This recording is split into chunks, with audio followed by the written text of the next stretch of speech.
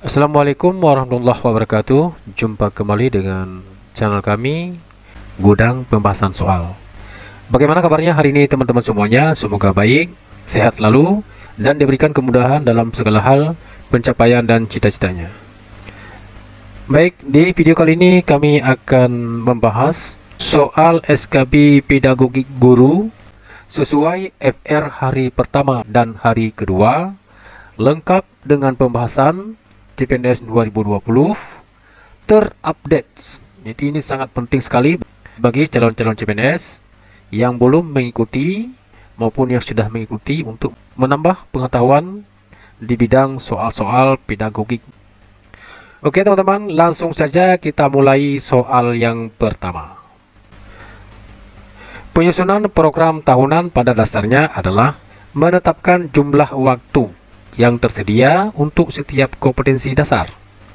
Penentuan alokasi waktu dalam penyusunan program tahunan didasarkan kepada A. Jumlah hari efektif tiap minggu dalam setahun. B. Jumlah jam pelajaran yang ada dalam silabus. C. Jumlah jam pelajaran sesuai dengan struktur kurikulum yang berlaku serta keluasan materi yang harus dikuasai oleh siswa.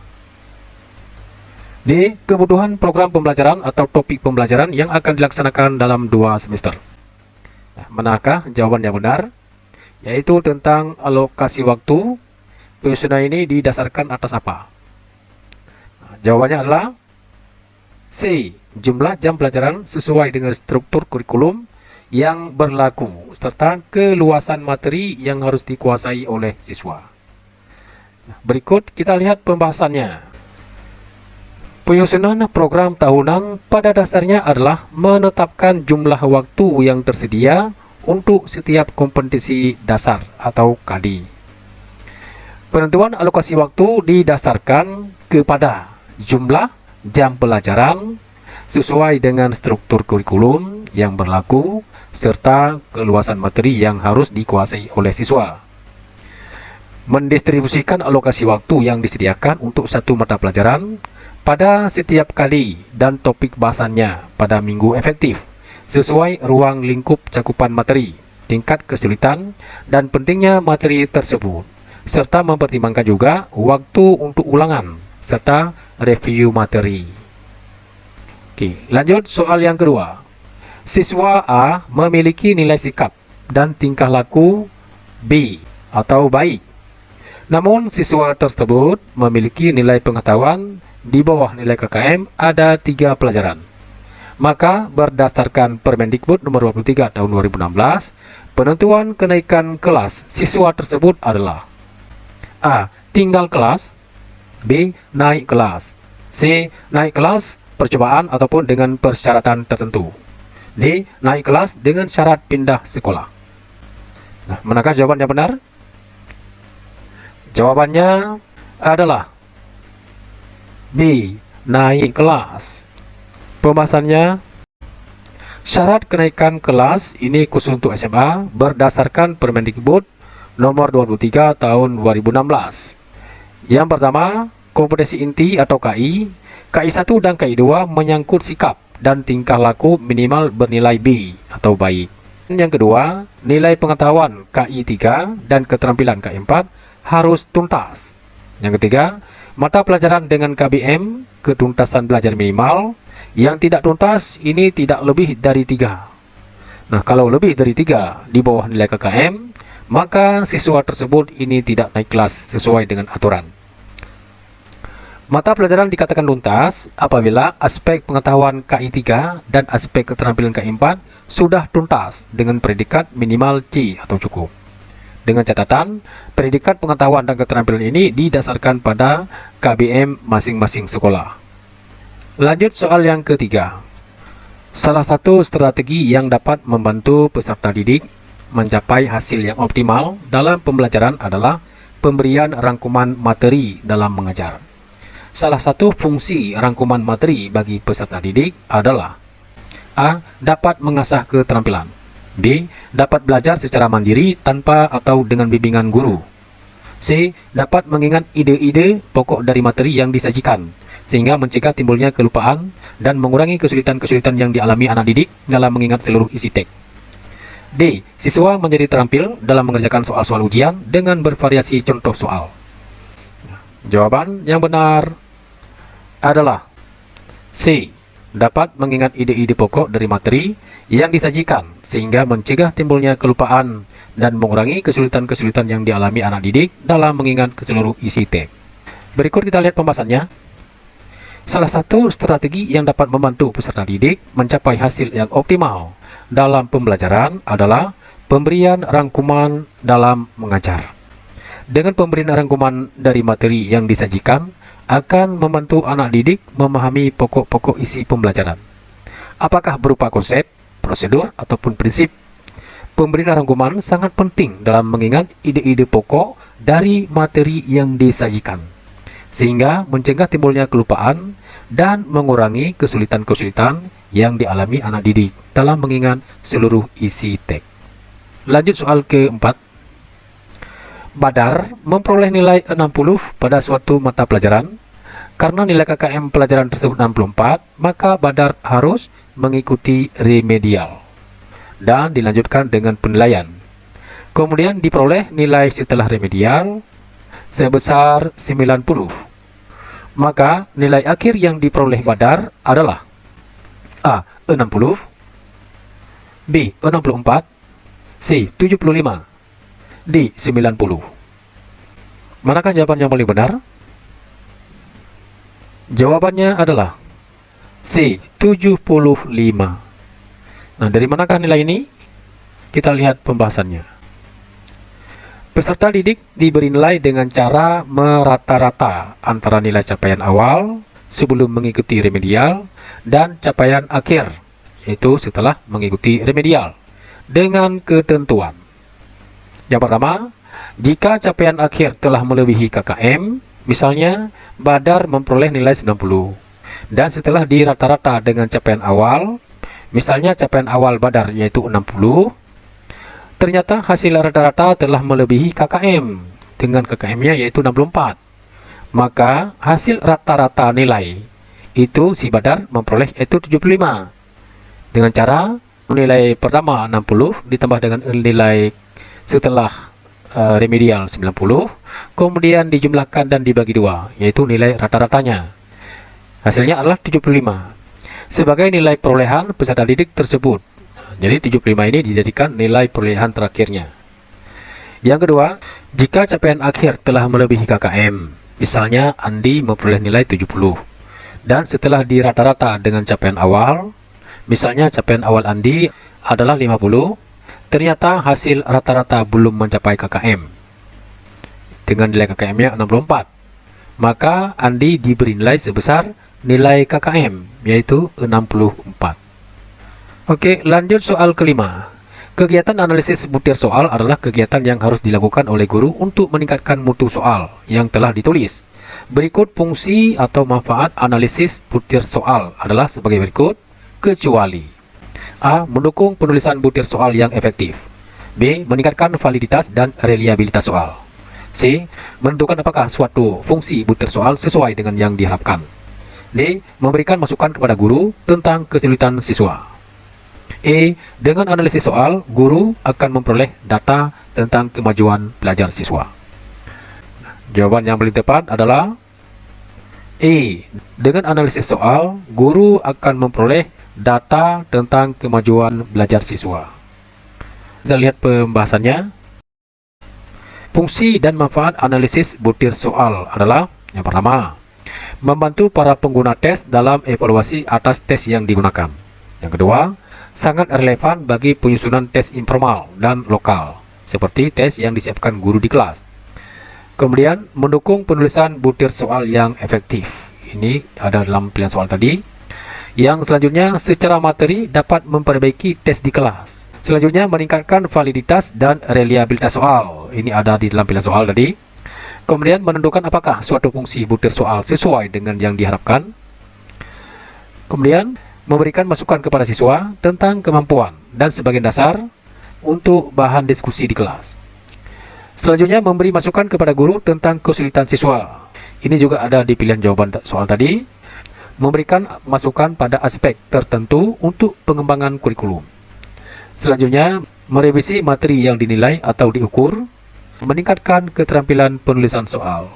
Ini beberapa fungsi atau manfaat analisis butir soal. Oke, lanjut soal yang keenam. Pendidik mengajar peserta didik dengan menggambarkan situasi sebenarnya melalui penokohan, pengekspresian, sikap, dan tindakan-tindakan yang membuat dan mudah dipahami oleh siswa.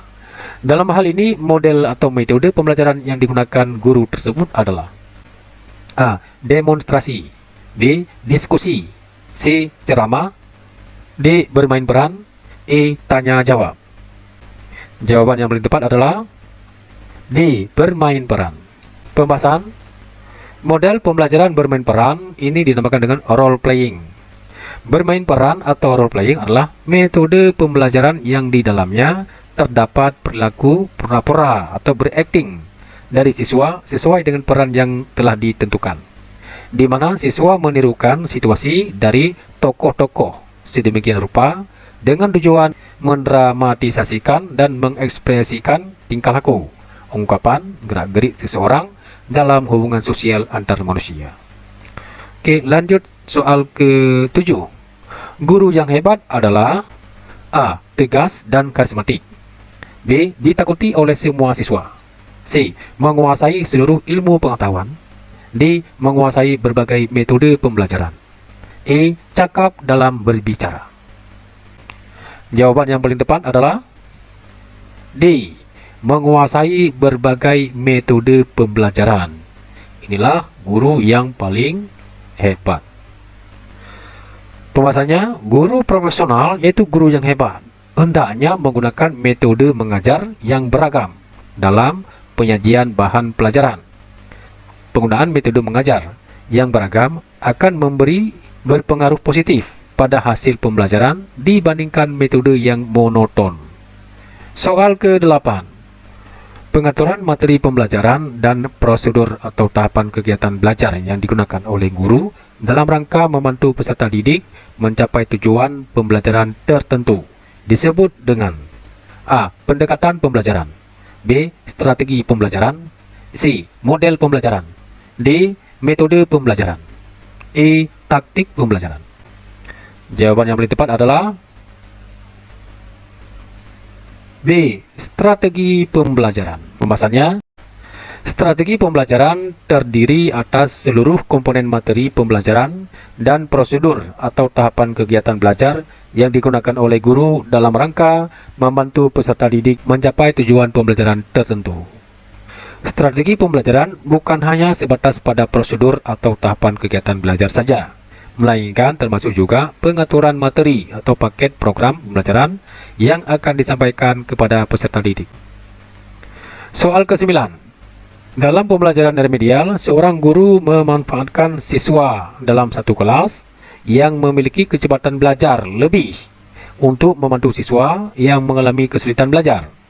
Kegiatan tersebut merupakan bentuk pelaksanaan pembelajaran remedial dengan A. Pembelajaran ulang dengan metode dan media yang berbeda, B. Pemberian bimbingan secara khusus, C. Pemberian tugas-tugas latihan secara khusus, D. Pemanfaatan tutor sebaya. Jawaban yang benar adalah D. Pemanfaatan tutor sebaya. Pembahasannya, metode tutor sebaya atau pemanfaatan tutor sebaya adalah cara yang digunakan oleh guru untuk mencapai tujuan pembelajaran, di mana sumber belajar dalam metode ini ialah teman sebaya yang lebih pandai, yang pemanfaatannya diharapkan dapat memberikan bantuan belajar kepada teman-temannya yang mengalami kesulitan dalam belajar, sehingga hasil belajar siswa dapat meningkat.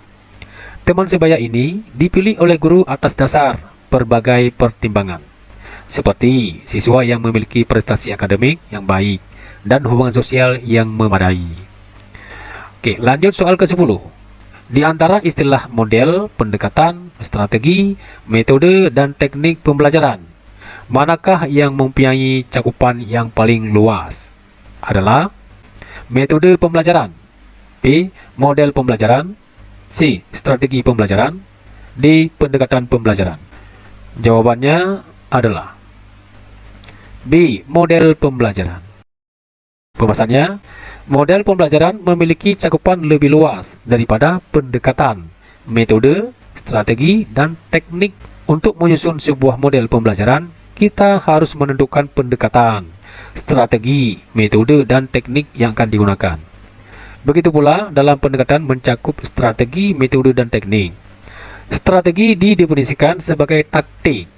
Oleh karena itu, untuk menciptakan strategi pembelajaran, dibutuhkan metode dan teknik. Sementara metode adalah cara yang digunakan guru untuk menyampaikan materi pembelajaran yang memerlukan teknik yang sesuai.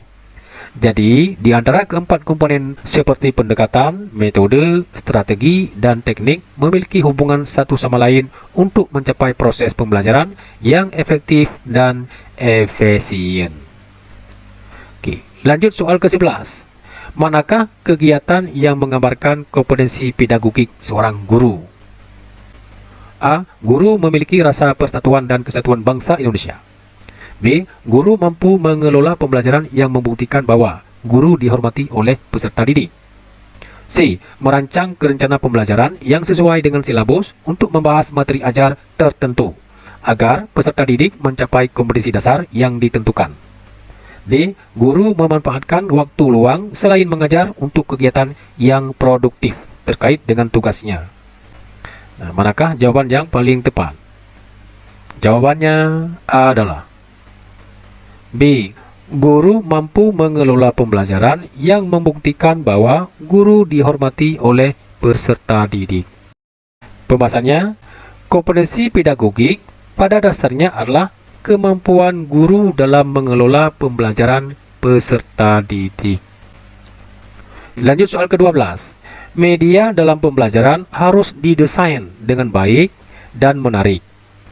Hal ini karena bukan semata-mata berperan sebagai perantara atau pengantar pesan, tetapi media juga berperan sebagai merangsang A. Pikiran dan perasaan, B. Perhatian dan minat, C. Menarik perhatian, D. Menarik minat. Jawaban yang paling tepat adalah B. Menarik perhatian dan minat. Pembahasannya, peranan media pembelajaran dalam proses belajar mengajar antara lain. Ini ada 6. Yang pertama, dapat menghindari terjadinya verbalisme. Yang kedua, membangkitkan minat atau motivasi. Yang ketiga, menarik perhatian.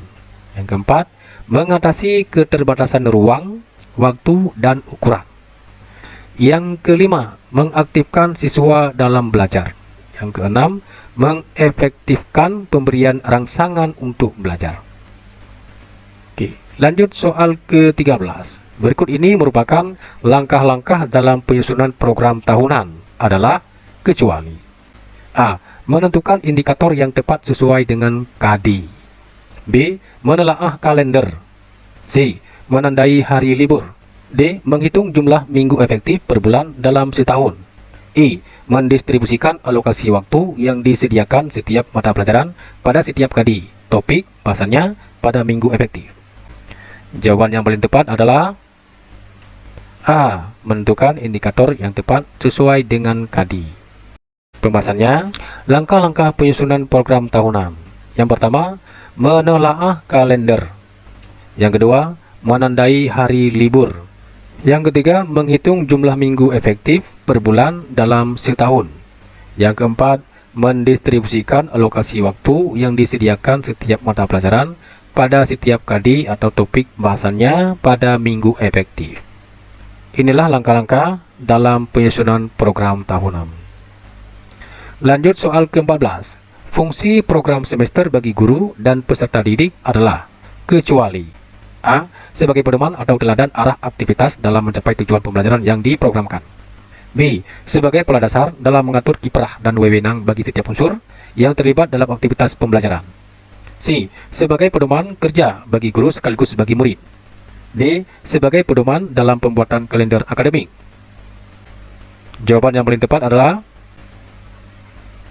D. Sebagai pedoman dalam pembuatan kalender akademik. Ini bukan fungsi dari program semester. Pembahasannya, Fungsi program semester atau PROMES dalam kegiatan pendidikan atau pembelajaran adalah: yang pertama, menyederhanakan atau memudahkan tugas seorang guru dalam pembelajaran selama satu semester. Yang kedua, sebagai pedoman atau acuan arah kegiatan dalam mencapai tujuan pembelajaran yang diprogramkan. Yang ketiga, sebagai pola dasar dalam mengatur tugas dan wewenang bagi setiap unsur yang terlibat dalam kegiatan pembelajaran. Yang keempat, sebagai pedoman kerja bagi guru sekaligus bagi murid. Yang kelima, sebagai parameter efektivitas dalam suatu proses pembelajaran. Selanjutnya, sebagai bahan penyusunan data agar terjadi keseimbangan kerja. Dan yang terakhir, menghemat waktu, tenaga, alat-alat dan biaya karena berlangsungnya program kerja yang efektif dan efisien serta terukur. Lanjut soal ke-15. Beberapa akibat yang timbul oleh tidak adanya prota dan promes antara lain kecuali: A. Tidak jelas alokasi waktu per SK dan KD. B. Ulangan tidak terkontrol berdasarkan SK dan KD.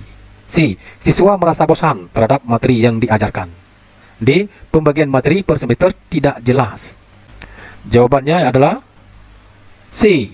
Siswa merasa bosan terhadap materi yang diajarkan. Ini tidak ada pengaruh dengan prota dan promes. Oke, kita lihat pembahasannya.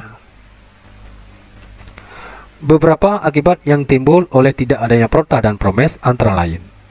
Yang pertama, materi tidak tuntas. Yang kedua, tidak jelas alokasi waktu per SK dan KD. Yang ketiga, ulangan tidak terkontrol berdasarkan SK dan KD. Yang keempat, pemetaan SK dan KD tidak terstruktur dan sistematis. Yang kelima, pembagian materi per semester tidak jelas. Jadi untuk yang C ini tidak ada dalam kelima akibat yang ditimbul oleh tidak adanya prota dan promes. Lanjut soal ke-16. Untuk memonitor kemajuan peserta didik secara individu dapat dilakukan melalui asesmen dengan langkah-langkah. Yang pertama, analisis data, perencanaan, pelaksanaan, tindak lanjut, interpretasi data. Langkah-langkah yang dilakukan dalam asesmen yang benar adalah: A. 1, 2, 3, 5, dan 4. B. 1, 3, 4, 2, dan 5. C. 2, 3, 4, 1, dan 5. D. 2, 3, 1, 5, dan 4. Jawabannya adalah D. 2, 3, 1, 5, dan 4. Langkah yang pertama yaitu perencanaan. Ini di posisi yang kedua. Ini yang pertama.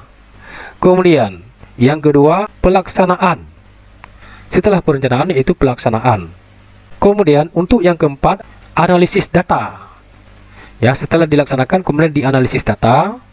Langkah selanjutnya adalah diinterpretasikan data. Setelah itu baru kemudian dilakukan tindak lanjut. Jadi yang benar adalah D. Kita lihat pembahasannya. Berikut ini adalah langkah-langkah yang perlu dilakukan dalam melakukan asesmen. Nah, seperti yang tadi, yang pertama perencanaan. Dalam perencanaan ini yang dilakukan adalah memilih instrumen, penetapan waktu, validitas, dan reliabilitas. Ini dalam perencanaan. Kemudian yang kedua, pelaksanaan. Melaksanakan rencana yang telah dibuat yang sesuai dengan masing-masing instrumen. Langkah yang ketiga, analisis data, yaitu menganalisis terhadap data yang diperoleh melalui instrumen yang digunakan untuk mengambil data. Yang keempat, interpretasi data. Ini yang dilakukan adalah sebagai upaya mengatur dan menilai fakta, menafsirkan pandangan, dan merumuskan kesimpulan yang mendukung. Dan yang terakhir yaitu tindak lanjut, yaitu menindaklanjuti hasil asesmen atau penggunaan hasil asesmen dalam konseling. Oke, lanjut soal yang ke-17. Berikut beberapa fungsi apersepsi bagi siswa dalam pembelajaran, kecuali: A. Mengingatkan kembali siswa terhadap pelajaran yang telah lalu. B. Meningkatkan motivasi belajar siswa untuk mengikuti pelajaran berikutnya. C. Dapat memunculkan konflik kognisi pada siswa. D. Untuk menangkap perhatian siswa serta memimpin pengamatan dan pemikiran siswa. Jawaban yang paling tepat adalah D. Untuk menangkap perhatian siswa serta memimpin pengamatan dan pemikiran siswa. Kita lihat pembahasannya. Beberapa fungsi apersepsi bagi siswa dalam pembelajaran. Apersepsi diperlukan untuk mengikatkan kembali siswa terhadap pelajaran yang telah lalu. Ini fungsi yang pertama. Yang kedua, apersepsi dapat meningkatkan motivasi belajar siswa untuk mengikuti pelajaran berikutnya. Yang ketiga, apersepsi ini pula sebagai suatu cara mengetahui tingkat berpikir dan mengingat keadaan, menyerap dan menyimpan, serta melihat sejauh mana hasil belajar dari masing-masing siswa. Yang keempat, apersepsi yang baik haruslah dapat memunculkan konflik kognisi pada siswa. Dengan adanya konflik kognisi tersebut, maka muncul rasa penasaran dan rasa ingin tahu peserta didik terhadap materi yang akan dipelajari. Dengan demikian, ketertarikan, minat, dan motivasi peserta didik untuk mempelajari materi tersebut cukup besar. Oke teman-teman, kita lanjut soal yang terakhir.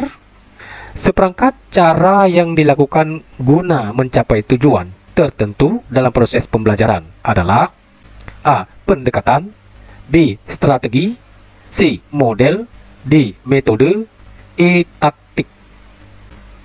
Jawaban yang paling tepat adalah D. Metode. Pembahasannya, metode adalah cara atau seperangkat cara atau jalan dan teknik yang digunakan oleh pendidik dalam proses pembelajaran agar peserta didik dapat mencapai tujuan pembelajaran atau kompetensi tertentu yang dirumuskan dalam silabus mata pelajaran. Ini dinamakan dengan metode pembelajaran. Oke teman-teman, demikian soal SKB Pedagogik Guru. Terima kasih atas segala perhatiannya dan terima kasih juga telah menonton video ini. Wassalamualaikum warahmatullahi wabarakatuh.